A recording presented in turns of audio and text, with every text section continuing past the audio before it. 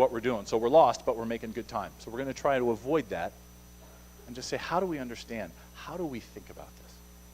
So we've got some goals for this series. And they're all, as I'll show you, they're all embedded squarely in the mission statement of Bellevue Christian. So here's the first one. And you'll notice this language says BCS students and faculty. This is a community topic. This is not for you kids. This is for all of us. This is a human being. BCS students and faculty will gain understanding of how race issues, both personally and institutionally, perpetuate injustices related to power, privilege, and inequality. These are things that are going on all the time. You may or may not be aware of it. So part of what we're going to try to do is say, how do we understand those things? Just how do we understand? And like I said, we're going to spend a lot of time there. Second goal, BCS students and faculty will gain skills in considering and evaluating our thinking, both personally and as a Christian body, that may perpetuate injustices related to power, privilege, and inequality. So now we're to the evaluate part of the mission statement. But a lot of this evaluation is self-evaluation. Self-evaluation, thinking about your thinking, is a very, very good thing. But it takes intentionality.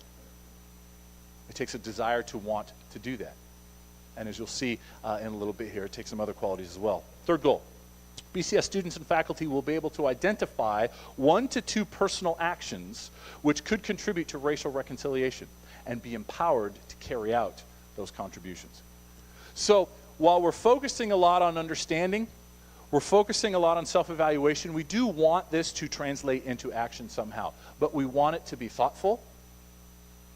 We don't want it to be knee-jerk. We want it to be sincere, and most importantly, we want it to be Spirit-led. Chapel here is simply trying to help us collectively to think about this.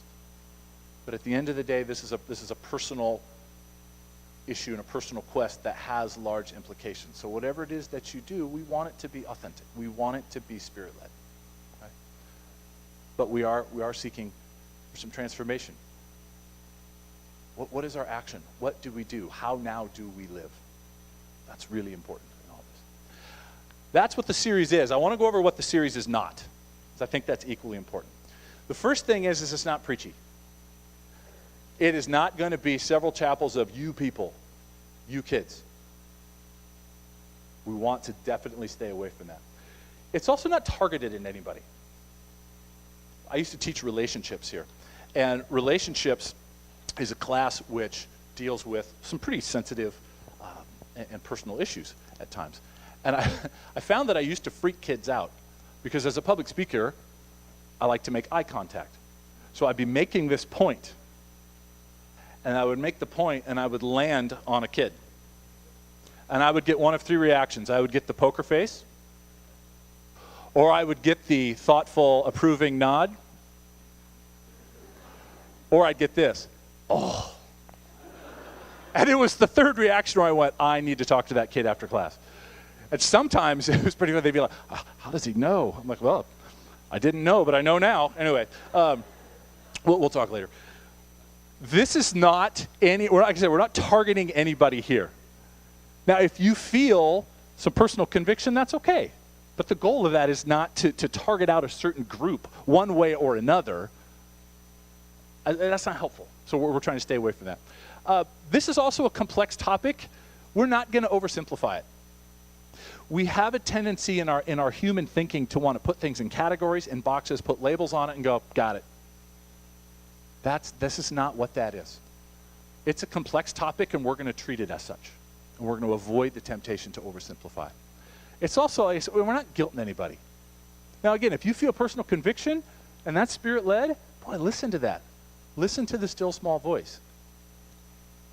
But this is not an attempt to guilt anybody.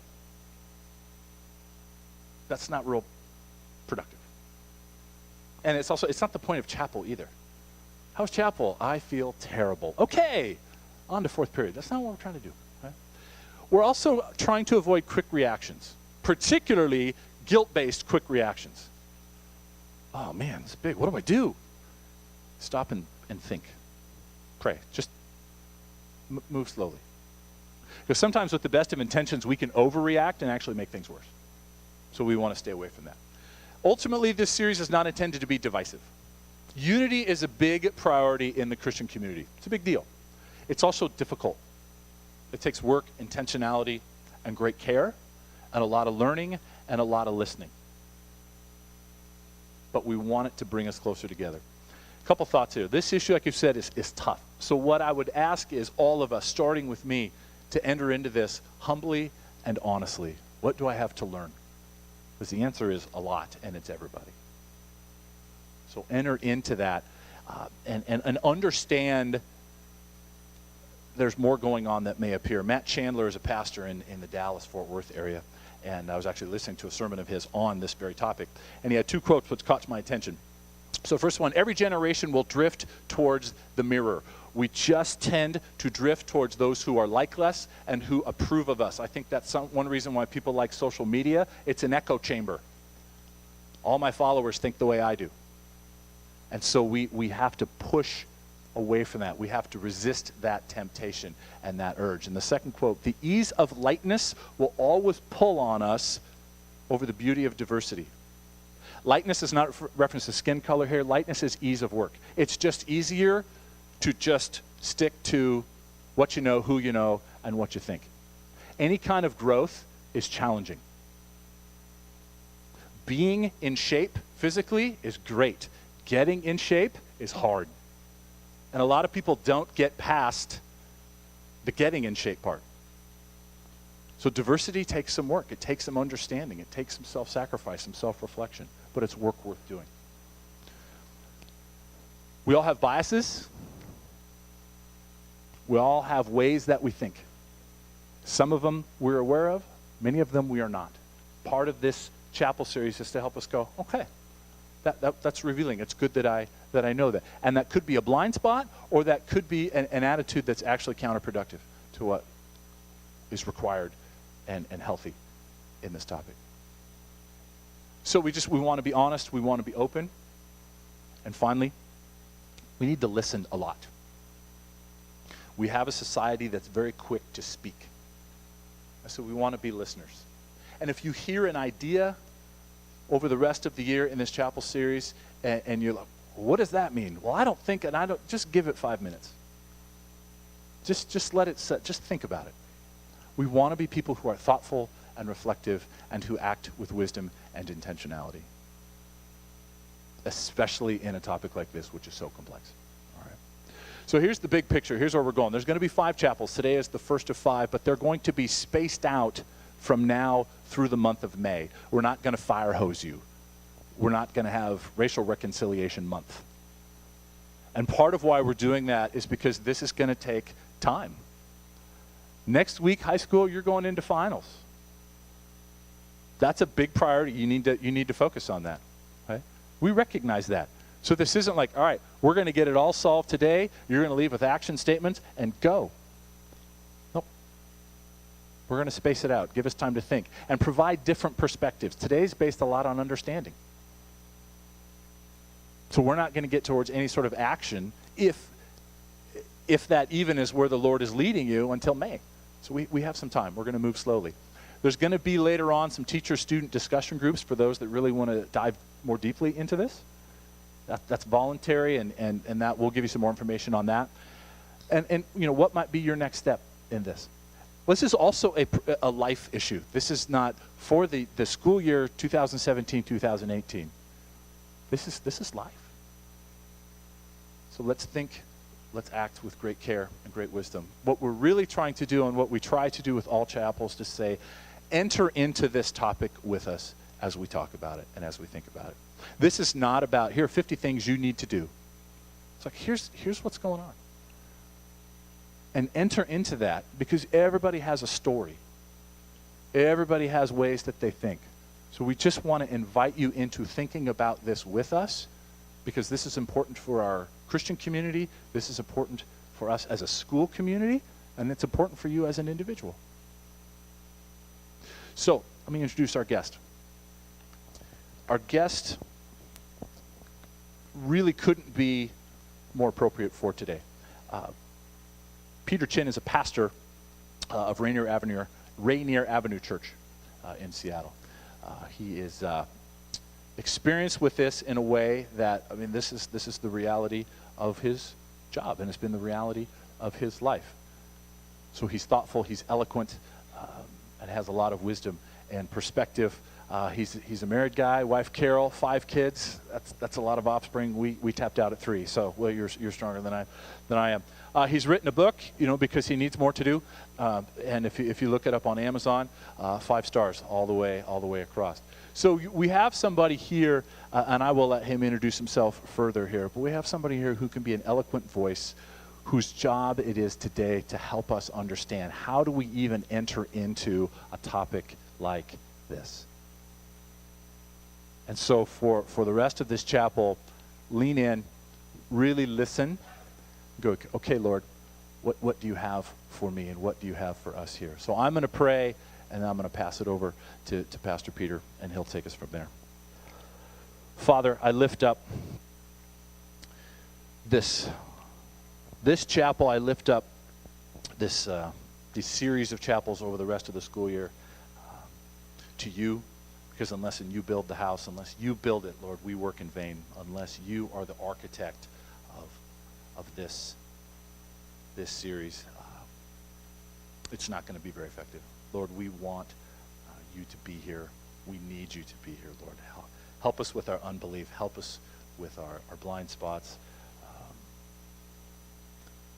Help us to live as your children towards your other children, Lord, in a way that pleases you, for your glory and the good of others.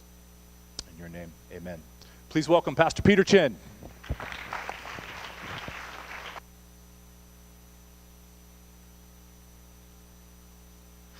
Morning, everyone. Wow, what Mr. Olson just did and talked about was some really serious, big stuff. And I think just take a moment to kind of absorb it. He went through a lot.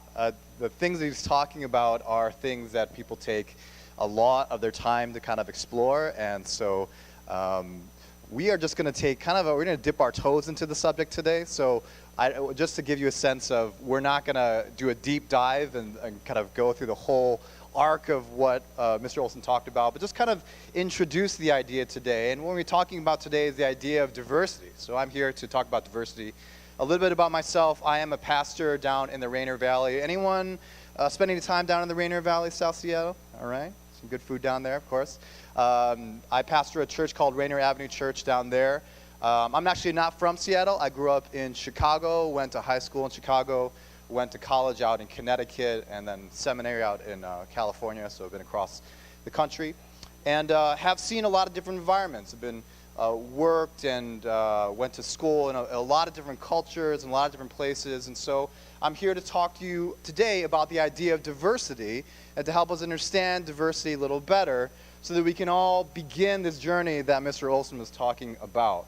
As we talk about that, whenever you're trying to understand a term or a concept, you got to make sure that you're talking about the same thing. Because oftentimes, believe it or not, you can be using the same word and actually be talking about a completely different concept. So let me give you a couple examples of that. Differences between British English and American English. Like, we speak the same language as people do in Britain, right? We don't speak American. We all know that, right? We don't speak American. We actually speak English just like people do in Britain. But the strange thing is you can take words that are the same words, whether they're in England or here in the United States, and they mean very different things. One of the most famous examples, I think, is this word, football, right? We all know what we're talking about. When we talk about football, we're talking about the Seahawks, talking about people with helmets and shoulder pads chasing a little brown ball around. But if you talk about it in England and you talk about football, they're not talking about the same kind of thing at all. They're talking about what? Soccer, right? We all know that. They're same word, no difference in the word whatsoever, completely different sport altogether. And believe it or not, that's only one example of many times in which the same word means very different things. Another example of that is the word trolley, right? A trolley here in the United States, we don't have them, I don't think, here in Seattle. Maybe San Francisco is the best place. It's kind of like a train that runs on the road. It has an embedded track in the road, kind of runs on the road. It's a trolley. Well, everyone knows a trolley. Have you been on a trolley before? Okay, good amount of us. What do you think they mean when they talk about trolleys in Britain? If you go to the UK or any place like that, what do you think it is? How do you guys know that? How would you possibly know that's true? Have you guys been to the UK before? That's uncanny. Anyway, that's what they mean. They actually mean a grocery cart. A trolley in the UK, which we mean by a train, they're actually talking about a grocery cart instead. Here's another example. The idea of coach, right? We think about that as a person. We've probably got coaches here in this room, people who lead athletic teams, Coach Carroll, stuff like that. What do you think they mean by coach in the UK when they talk about it? A car. My gosh, you guys like extremely well-traveled for high schoolers, or what is the deal here? That is exactly right. A coach in Britain is actually a bus. It's not even a person whatsoever, right? A bus is called a coach in Britain. Completely different idea. Next one is flannel, which I call the uniform of the Northwest. Coming here, I realized everyone wears flannel all the time. Their pajamas are flannel, and their shirts are flannel, and skirts are flannel. Something about the Seattle area and flannel. So here we talk about that pattern, that clothing pattern, that check pattern. What do they mean by flannel when they talk about it in Britain? What? That is amazing. Who said that? Raise your hand right now. That is unbelievable. This is the most like well-traveled bunch of high schoolers I have ever talked to in my entire life. What they mean by flannel in Britain is they're talking about towels, right? If you're asking for a flannel, it's not the pattern, it's actually you're asking for a towel, something completely different. The reason why I bring this up is that oftentimes when we're talking about ideas, whether we realize it or not, we could be talking about completely different things. And so we're coming here and we're saying, oh, we're going to talk about diversity. What I'm talking about diversity might be very different from you. And so we need to make sure we're actually talking about the same thing so that we can actually have a substantive conversation. Because if we're talking about coaches and I'm thinking about a person and you're talking about a bus, this is not a good conversation. It's not going to go very far if we can't define the terms very accurately. And so what we got to do, if we're going to talk about diversity, we got to think about what are we really talking about here? What images, what ideas and definitions are we bringing to the table? And how do we make sure we're talking about the same thing so we can have a good conversation about them? What I want to do today is I want to compare what I think our culture's understanding of diversity is to what I think God's understanding of diversity is instead. So we can really know which definition that we have, but also the one that I think God really has for us. So the first understanding of diversity that I think our culture and American society teaches us is that diversity is getting generic groups of people together. Very generic groups of people together. You ever notice when people talk about diversity, they talk about hyphens a lot? You know what I'm talking about? They talk about Asian Americans, talk about African Americans. Just for a moment, unpack what that means. I mean, like for me, I'm an Asian American. You know what Asian Americans are? You know what Asia is? Asia is a continent. Asia, 30% of the world's people come from the continent of Asia, right? 80 nations, more or less, and hundreds of different cultures and languages that are going on there. Very generic. You're not talking about a group of people. When people come to this country from Korea or from Cambodia or Laos, they don't come here and they don't come to the airport or to a port and they don't say, where are all my Asian Americans at? They don't identify that way, believe it or not, right? In fact, in a lot of countries, they would probably not associate easily with people from other countries. But when we come here, we just lump them all together. We say, you guys kind of look the same, you go together. Same with African Americans. Africa is a continent. We're talking about many different cultures and languages there. When African people come to this country, they don't go around and say, hey, where are my African American brothers at? Right? Not immediately. Instead, this is a very generic group. But oftentimes when our country talks about diversity, that's what we're talking about. We're talking about big groups of people. We're not talking about individual stories. We're talking about languages. We're not talking about nations and histories. We're just saying y'all, right? It's a funny thing, and English is one of the rare languages we don't have a plural form of you. Anyone taking foreign languages here? Spanish, German, I don't know what language. You guys have, in those languages, you've got plural ways of saying you, right? In most of those languages. Do we have that in English? We don't have it. The only people in this country who have a plural form of it are Southerners and African Americans. They say y'all, right? And that's what diversity is for many of us. As we talk about diversity, we're talking about y'all. Like, y'all African Americans, y'all Asian Americans, Latinos, all y'all. If you just, that's what diversity is, right? All y'all. That's just really generic when you're getting there, right? And I think oftentimes that's what we're talking about when we talk about diversity. We're talking about generic people. We're talking about groups of people. We're talking about continents of people all at once. You guys kind of feel me about that? Right? That's what I think what people a lot of times mean. Second thing that our culture says when they're talking about diversity, they're talking about a photograph for the most part. Really, that's what they're doing. When they're saying they want diversity, what they really want is to be able to take a picture of people and they want to kind of show it off. It's really superficial. It's really to show, I can eyeball a room and I can say, yeah, it looks pretty diverse. It looks diverse because from what I can see on the outside, if I took a snapshot of y'all today, right now, that it looks diverse on the outside. And so oftentimes when our culture, schools, government, whatever, we talk about diversity, we're talking about something that we can see. We're talking about something that you can see with a photograph alone. Again, I think many of us probably can relate to that. Third, understanding of diversity from our culture, that diversity is supposed to prove that you're doing the right thing. It's supposed to prove you're doing the right thing. And we often feel this way, and we feel this way because I think a lot of organizations pursue it this way. But diversity is something that you're supposed to do, right? That it proves that you're a good organization, you've got good leadership, that you're doing the right things. And so a lot of times when we talk about diversity, it's to prove to other people that, hey, we're doing the right thing. We got the right kind of people here. We got the right photograph. Look at our photograph. Look what we got. We got the right combination of people. We got 25% who are African American, 25% who are Asian American, 25% who are Caucasian, and every kind of Asian that you can possibly put, we got them all in perfect percentages. And we want that to prove to the world that we're doing the right thing. Did anyone, you guys feel that, right?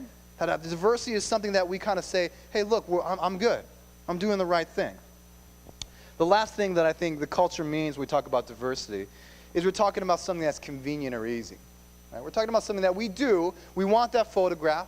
We want these generic people together. We want to show it off, but only if it's easy and convenient. If it gets really difficult, we're kind of off at that point. And for the most part, I think that's how our culture approaches it. Let's do it, but if it gets really hard, I'm out. I'm going to check out. Right? I think that's the way I grew up. That's the kind of understanding of diversity that I've known for a long time.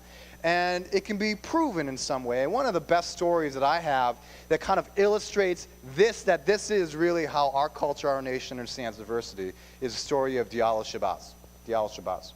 Diallo Shabazz is an alumni of the University of Wisconsin. They release a magazine for their alumni where they kind of send back updates to people who have graduated from the university to tell them, like, hey, this is what's going on. This is all the exciting things that we're doing. And they do that so that people will give money back to the school. And that's something that you'll find out after you graduate from any place. You'll get a letter every single year from that place asking you to give even more money to the place you already dropped a whole lot of money beforehand. So just prepare yourself right now for that reality. So that's what they do for the University of Wisconsin. They send out this alumni magazine. So Diallo Shabazz got this alumni magazine, and lo and behold, he found out that he was on the cover of the magazine. He was front and center, well, not center, but he's on the front of this magazine. It was him at this University of Wisconsin football game having a great time with his friends who were there. There's only one problem with that, and that's that Diallo Shabazz had never been to a football game in his entire life.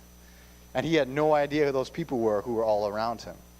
Right? And so he asked the alumni office what happened here, and what he discovered was this, that they had photoshopped his picture into this picture up here of, can you guys see him? I'll move around a little bit, of this football game, right? And you can tell, I mean, look at that guy. His face, the lighting is all different. He's all shiny. No one else is shiny in this picture whatsoever. Whoever did this Photoshop thing needs some training from professional help, ultimately, right? But this is what he discovered, is that they had photoshopped his face from another publication, and they had cropped it and just pasted it into this to show off to other people. And I think this is a perfect illustration of how our culture approaches the understanding of diversity. That it's getting a generic person, in this case, someone who is African American and just making sure that in a photograph it looks good to prove to everyone that, hey, look at us. We're doing the right thing. We're a good organization. We're good people, but only to the extent that it was convenient. They didn't actually want to find a person who was really mixing it up with other folks. They didn't want to ask a person for a picture. They didn't even want to ask for permission from this guy to use their picture. It was just as easy and as convenient as possible. And this, I think, is a perfect illustration. If you want like a way to imagine how our culture and our society understands diversity, right here. Right here. It's a photo op with the right percentages of people. We show off to people to prove that we're doing the right thing, but only if it's convenient. Only if it's convenient. A couple things I want to point out about this understanding of diversity. The first is this, is that this is not something you guys came up with. And so when I'm talking about this, I'm not laying it at your feet saying, you guys did this. Instead, if there's any feet that it should be laid upon, it's of my generation. It's of the adults in the room. That by and large, we created this understanding of what diversity is. And if you feel this and you can say, yeah, this is kind of how I think of diversity, more likely you inherited it from us. That we gave it to you. This is something that you're learning from generations who came before you. You're learning from institutions that you're a part of. You're learning it from TV and from media. You are inheriting this from older generations. And so I want to make sure that you guys realize that. It's not something that you guys came together and you had an assembly and you said, hey, let's think about 4 definitions of diversity. More than likely, you are subliminally, subconsciously getting this from my generation instead. I want to make that very clear, whose fault it really is. The second thing I want to point out about this understanding of diversity is that this is not exciting at all. This is really like, anyone here excited about this definition of diversity? You're like, yeah, let's do photo ops with percentages of people to prove that my organization has done the right thing. Anyone want to raise their hand and say they're excited about that? Contrarians in the room? No one of us are going to say we're excited about it. This is not beautiful. It's not exciting. And the whole reason why when we come to an assembly and the first thing you hear the speaker say is, we're going to talk about diversity, you're like, I don't want to talk about diversity. It's not fun. The reason why it's not fun, the reason why you're not excited is because the definition is not exciting. Because the definition that you heard from your culture, from your parents sometimes, even from people who are in charge, oftentimes is so dull and it's so trying to prove that we're doing something right. No one wants to get excited about that. And that's the reason why I think we cringe when we come to places like this, is because the definition is weak. It's tepid. It's got nothing that we really want to be a part of. Fortunately, this is not at all the understanding that God has diversity. Right? We often think that this understanding of diversity is also what God thinks about diversity as well. But the truth of the matter is that God's understanding diversity, what he'll demonstrate, especially in the book of Acts, completely different. Almost in every single point that we just talked about, the way that God understands what this word diversity is completely different. And it's demonstrated throughout the book of Acts. Book of Acts, anyone ever read parts of the book of Acts so we know and kind of understand how much familiarity there is? Okay, so maybe there's not too much familiarity. Let me talk about the book of Acts. Book of Acts is this moment when the story of Jesus Christ, the gospel, begins to spread.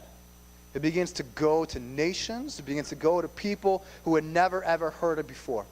Ethiopians, to non-Jewish people, to Greek people, all over the place. That's where a lot of the book of Acts involved. It's about diversity. It's about the church becoming diverse for the very first time. And so that's a great way for us to figure out what is God's understanding of this term. There's 4 ways that we understand diversity through the book of Acts. First off, it's getting people from every nation and language together. It's getting people from every nation and language together. We talked about diversity early, and we said how it's very generic, right? We're talking about 3 or 4 continents at a time. That's our understanding of diversity as a nation. Talk about Africa, talk about Asia, talk about Europe, you talk about South America. That's what we think about diversity. It's not specific. It doesn't really take into account a nation or a history or a language or any pride or any beauty and that kind of stuff. But when God calls people into this new body, this is what happens in Acts chapter 2. It says this: utterly amazed because they're hearing the disciples kind of speak different languages. The people who were present at the Pentecost said, "Aren't all these who are speaking Galileans? Then how is it that each of us hears them in our own native language? Parthians, Medes, Elamites, residents in Mesopotamia, Judea and Cappadocia, Pontus and Asia, Phrygia and Pamphylia, Egypt and the parts of Libya near Cyrene, visitors from Rome, both Jews and converts to Judaism, Cretans and Arabs. We hear them declaring the wonders of God in our own tongues." Look how different that is from how our society approaches diversity. When our society approaches diversity, we're talking about 4 groups, we're talking about continents at a time. Is God talking about continents? No. He's talking about stories. He's talking about languages. He's talking about individual kind of areas within countries. He's talking about Elamites and people from Judea and Cappadocia. Anyone here know what Cappadocia is? Gosh, I'd be amazed because I don't know where Cappadocia is, and I went to seminary for this kind of stuff. So there's this level of detail here. It's not generic at all. He's not talking about you all. He's talking about people from the Netherlands. He's talking about people from Germany. He's talking about people from Holland. He's talking about people from South Korea, from North Korea. There's more targeted understanding of where a person is coming from than what we find from our culture. Another thing that we find about diversity in the New Testament, the book of Acts, that is not to have a photo op, but instead is to create a new family. Remember we talked about for the culture, diversity is really just getting it so that people can stand next to each other, at least for as long as it takes to take a picture, and that's it. That's diversity. That's not at all what God means by diversity. He's not saying, yeah, just stand there long enough, let me just look at you. Okay, that's diversity. Instead, when God talks about diversity, he talks about creating a new family.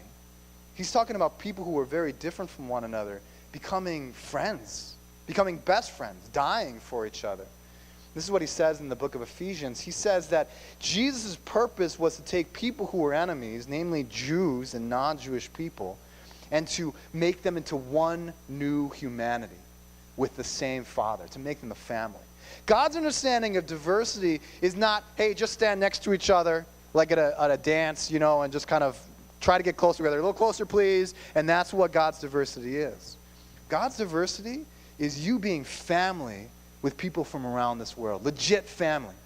Where you get along, you love each other, you love each other's food, you love each other's stories, you mourn together, you rejoice together. That's what God's talking about. He's not talking about just stand next to your neighbor, take a picture and run away. He's talking about having a big family with people from around this world. The third thing that God is talking about when he talks about diversity, he's talking about that diversity proves that the Holy Spirit is at work. That the Holy Spirit is at work. Remember what we said about the world's understanding of diversity. The world's understanding of diversity is that it proves that your organization is doing the right thing, right? That diversity is like a card that a school or a business can say, hey, we're doing the right thing, we're doing the right thing. That's not what we find in the book of Acts. Diversity was not something that organizations did to prove that they were doing the right thing. It was proving that God was doing the right thing. Every time that the gospel spreads to a new people group, a new continent, people are on the way back end of it. The disciples don't actually start that work. It's always God who starts it off. Good example is the Pentecost. The very first moment that the gospel goes out to different cultures into Pentecost, the disciples don't come together in Acts chapter 2 and they don't have a powwow and they don't say, you know what, there are so many different nations here, we need to reach out to them. Let's start learning languages. Can we get a language workshop together? And can we start learning people's languages and reach out to them? Because that's a good strategic maneuver. Let's do that, proving that we are really doing a good job here. Instead, what we find is that they're just kind of sitting in a room. That's really what the disciples are doing on the day of Pentecost. They're just sitting there. And then God comes down in power like a fire, like a wind, and he's the one who gives them the ability to speak the languages. It's God's work, not the apostles' work. First time that the gospel goes to the continent of Africa. Something I really want to point out about the book of Acts, if you don't know about it, is that the gospel will actually go to Africa before it goes to Europe. You guys know that?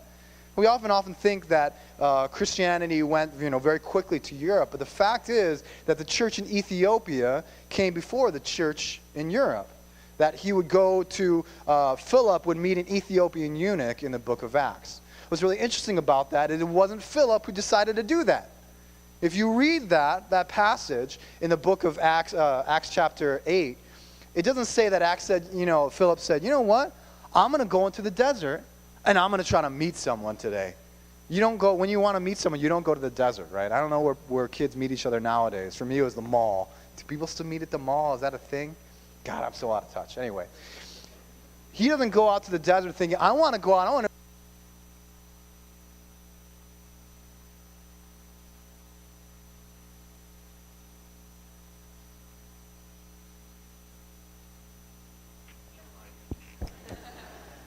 Hello? There we go. So Philip doesn't say, I'm going to go out there. I'm going to meet someone new today. I'm going to meet an Ethiopian today. I really want to meet an Ethiopian person. He doesn't do that. Instead, it's God's Spirit that says, go out to the desert. Go out to the desert. Just stay there. Stay there until an Ethiopian eunuch comes to him. It was God who did that work. God who did that work. And the very first moment that the gospel goes to non-Jewish people who are called Gentiles, it wasn't Peter who made that decision. Peter didn't say, you know what, I'm mature. I believe that the gospel is really for all people. I want to go meet a Gentile. I'm going to go to a Gentile person's house and say, hello, I would like to tell you about something.